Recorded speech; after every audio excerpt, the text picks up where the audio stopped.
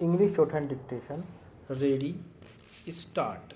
All the honorable members have been supplied with copies of this declaration, and so I shall not read it over again. I shall merely point out very briefly some salient features of this declaration.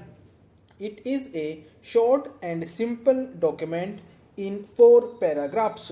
The first paragraph, it will be noticed, deals with the present position in law. It refers to the British Commonwealth of Nations and to the fact that the people in this Commonwealth owe a common allegiance to the Crown. That in law is the present position. The next paragraph of this declaration states that the government of India have informed the governments of the other Commonwealth countries that India is soon going to be a sovereign independent republic. Further, that they desire to continue her full membership of the Commonwealth of Nations, accepting the King as a symbol of the free association. The third paragraph says that the other Commonwealth countries accept this, and the fourth paragraph ends by saying that all these countries remain united as free and equal members of the Commonwealth of Nations. You will notice that while in the first paragraph this is referred to as the British Commonwealth of Nations, in the subsequent paragraph it is referred to only as the Commonwealth of Nations. Further, you will notice that while in the first paragraph there is the question of allegiance to the Crown which exists at present, this question does not arise later because India, by becoming a republic, goes outside the Crown area completely. There is a reference in connection with the Commonwealth to the King as the symbol of that association.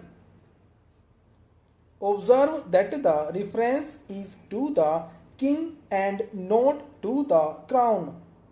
It is a small matter, but it has a certain significance.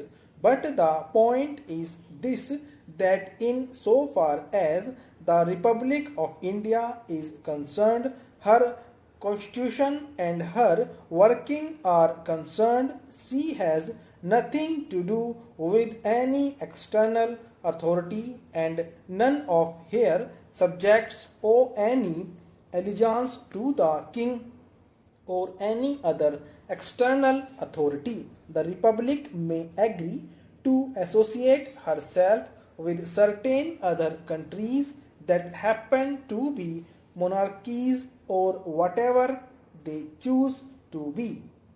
This declaration states that this new Republic of India, completely sovereign and owing no allegiance to the king as the other Commonwealth countries do owe, will be a full member of the Commonwealth.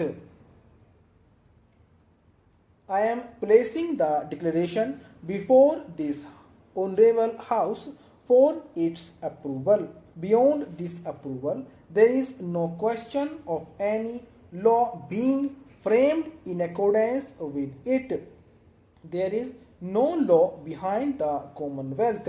It has not even the formality which normally accompanies treaties.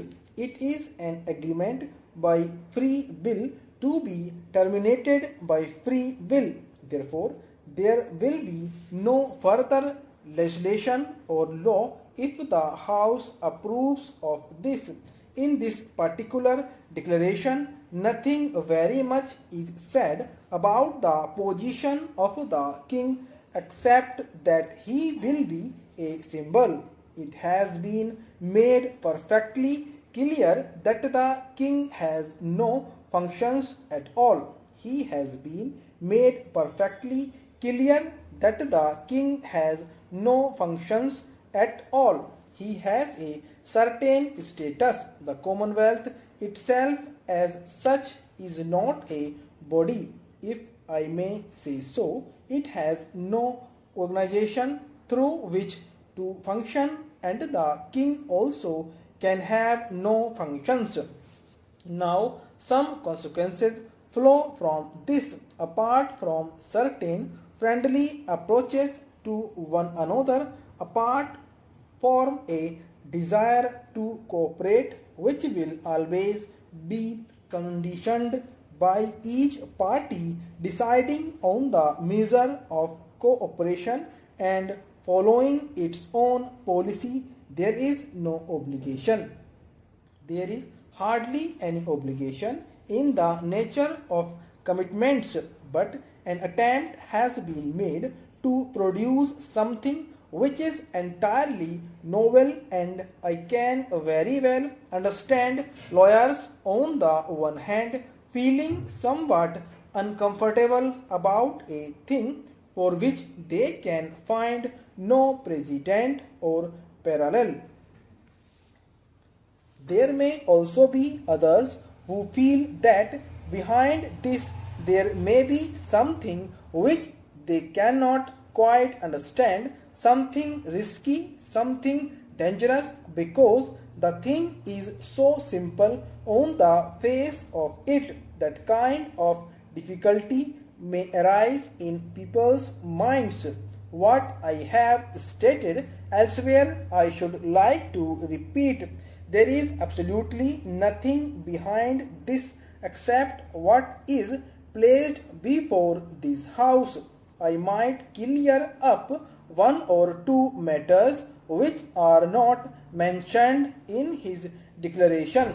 One of these, as I have said, is that the king has no functions at all.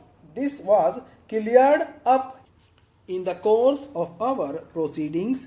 It has no doubt been recorded in the minutes of the conference in London. Another point was that one of the objects of this kind of Commonwealth Association is now to create a status which is something between being completely foreign and being of one nationality. Obviously, the Commonwealth countries belong to different nations. They are different nationalities. Normally, either you have a common nationality or you are foreign. There is no intermediate stage. Up till now, in this Commonwealth or the British Commonwealth of Nations, there was a binding link which was allegiance to the king. Stop.